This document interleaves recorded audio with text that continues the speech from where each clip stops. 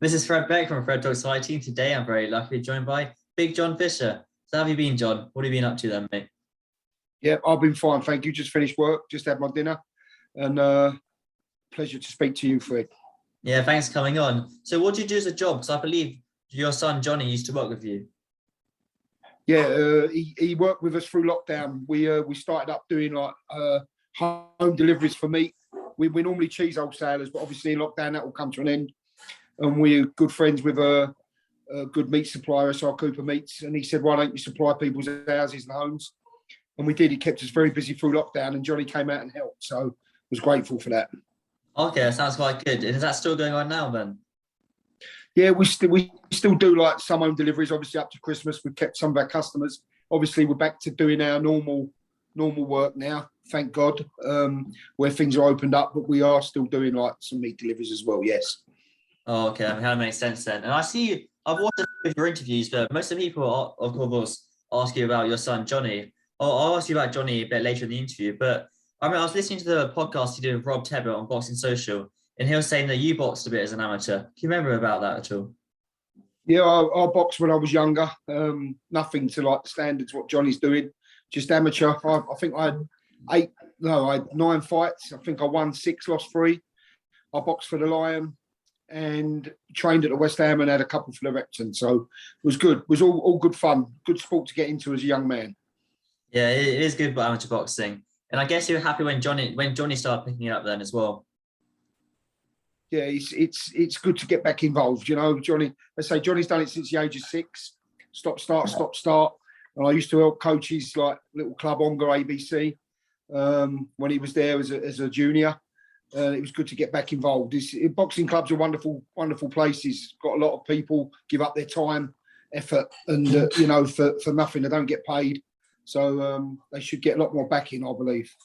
Yeah, exactly. It's very true. The amateur clubs, especially some clubs, had to close over the lockdown and open back up, which is kind of quite sad in a way. Yeah, terrible. What everyone doesn't really know is kind of behind the scenes of what's going on, because everyone knows how many tickets Johnny sells, but it's actually you kind of distribute those tickets. How much of a nightmare is that kind of to organise? It was a nightmare, but a nice nightmare, if you understand what I mean.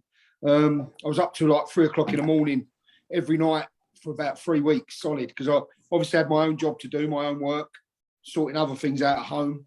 And then like I just did it in the evening, went through all the messages. And people, is so great to get to know a lot more people. And a lot of the people we sold tickets to, we remain friends with now. We talk on Instagram and on the phone. So it was a nightmare, but a nice nightmare. So how many tickets did you sell in the end? I think out of our hand, we've done about 1,300. But we could have sold a lot more on the day. I could have sold about another 100 on the day if we'd have had them. But obviously you take a chance because you have your allocation. We ask for more. And then you take a chance. Do we keep some back and try and sell them? And we kept about 40 back. And if you don't sell them, that's obviously money that you've lost. But thankfully, we sold every single one of them. Johnny gave a few away to people and certain things, but every ticket that we had left, we sold. So it was good. Yeah, you're right there, John. I saw on Johnny Fisher's Twitter, he was saying that, but one of the people tweeted at him saying, "Sorry, I can't come to your fight. I just can't afford a ticket right now." And then Johnny gave him a free ticket, which was very nice of him.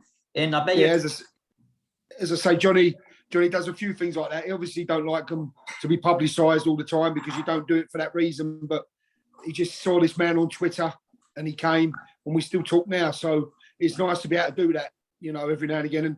And Johnny doesn't get any sort of free tickets where he's just starting out. It all comes out of his own pocket. So it's nice for him to do it, but he doesn't do it for anything other than just trying to help 1 or 2 people if he can.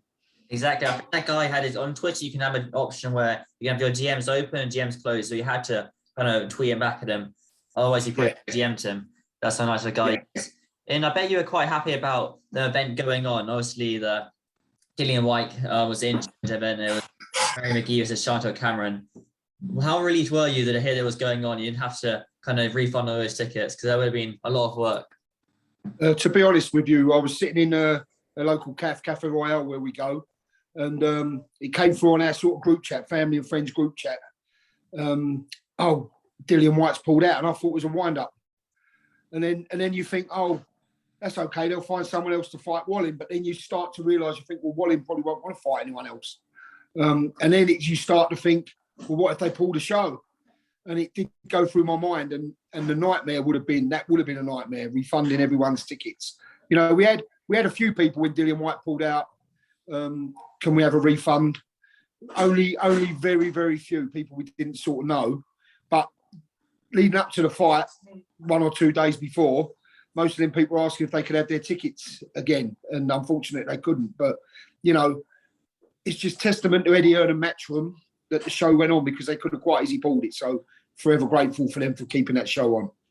Yeah, and I was at that show, and when I was kind of walking through the doors of the O2 Arena, loads of people were coming up to us saying, "Oh, you're here to..." I was kind of there for as media, and loads of people were coming up to us saying, "Oh, you're here to see Johnny Fisher. We're here to see Johnny Fisher," all of that sort of thing. And even when he's walking through the doors of the O2, it sounded kind of like a football match almost. To be honest, you know, like, even though we sold like 1,300 tickets, I think there was a lot more people. I saw a lot more people in the O2 that I know that didn't buy tickets through me. And they said they like, a lot of people are in boxes, a lot of people bought through StubHub. And it was, I mean, the singing on the trains beforehand and the atmosphere was unreal. I'll never forget it. Obviously, hopefully it'll happen again and again and again. But the first time will stay with us. You know, I was with my wife, who was sitting down. And when Johnny's face come up on a big screen in the changing rooms during the show, everyone was cheering and singing. And we just looked at each other and we just said, we can't believe it. We feel like we're in a dream. And that, it did feel like it was a dream. It was unreal. Yeah, that's very true. Remember, even before any of the fights, the main card had started, you got the Matchroom Boston did a kind of video of you guys kind of telling Matchroom about how you distribute the tickets, a bit about yourselves. And every time Johnny's face or your face would come up on the screen, they would get a massive cheer. And I remember in the post-fight interview where I think it was Ade, he was interviewing Eddie Hearn, Mark Tibbs, and then Johnny Fisher. And then as soon as you appeared on the screen there, you got a massive cheer. How did that feel? Yeah, as I say, just surreal. You know, to hear people cheering your son is just unreal. But then when I got called in the ring, like Eddie, they said, "Eddie wants to vote with you." And I couldn't believe I had to get up in the ring, because I'm not the most agile of people anymore, unfortunately. And I got in the ring and the place just erupted. And I just thought, oh my God, this is unreal. You know, it was one of them nights, Fred. Never, ever forget it. And it was brilliant to be part of it, brilliant to be there, and brilliant that so many people that mean so much to us were there as well. Yeah, you got a bigger cheer than Johnny himself, which is quite crazy in a way. And you've kind of become a bit of a celebrity. I see you've got over 10,000 followers on Instagram. And you do get a lot of people coming up to you asking you for a photo.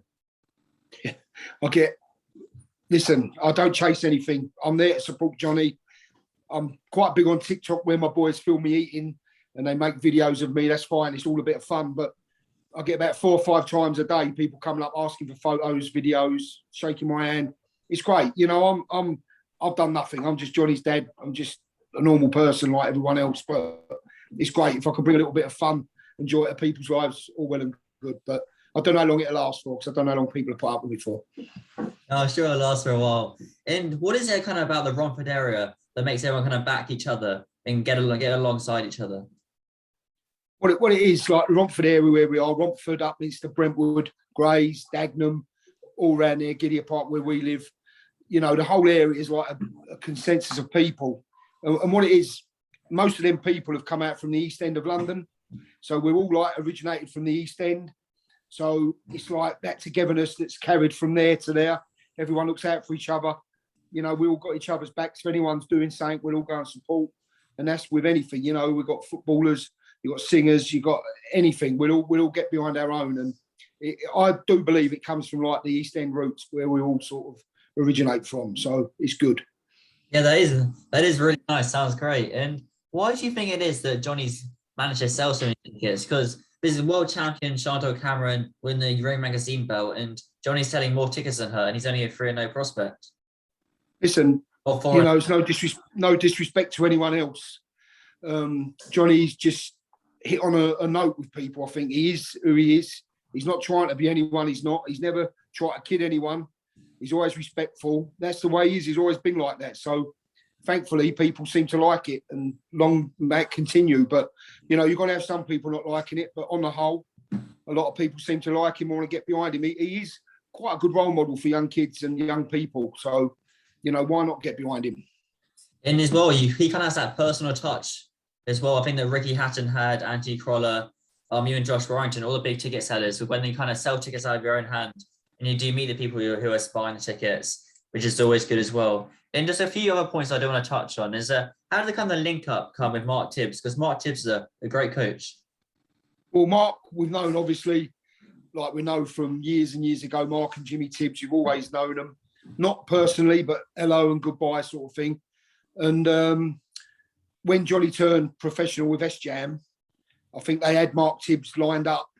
And Mark had already heard about Johnny because he tried to get him sparring with Dillian White while Johnny was an amateur. And then they said, right, we'll have a meet up, we'll have a week together. And I think after a day or two, they both really, really liked each other, worked well together.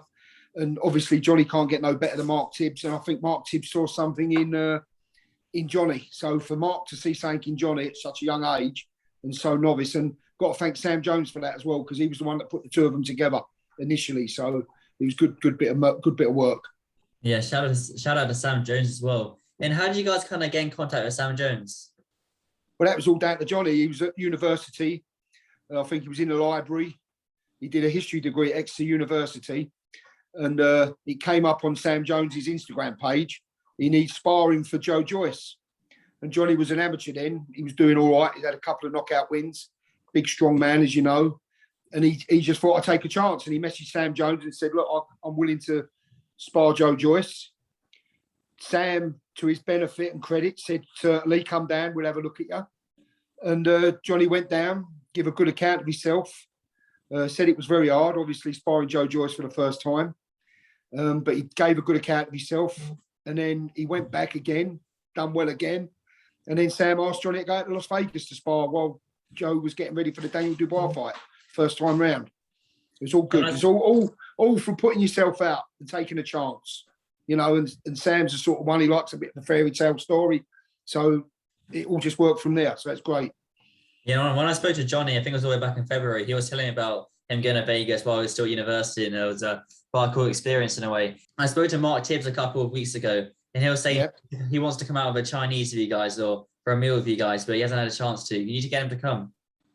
Who, Mark himself, yeah? Yeah, Mark. Yeah, he's been out. We've had many meals with Mark, but never a Chinese. It's just never fell into place. He's got a young boy. He's a family man. He has things to do. But definitely over Christmas, we'll all go for Chinese if Johnny's not in training. That is.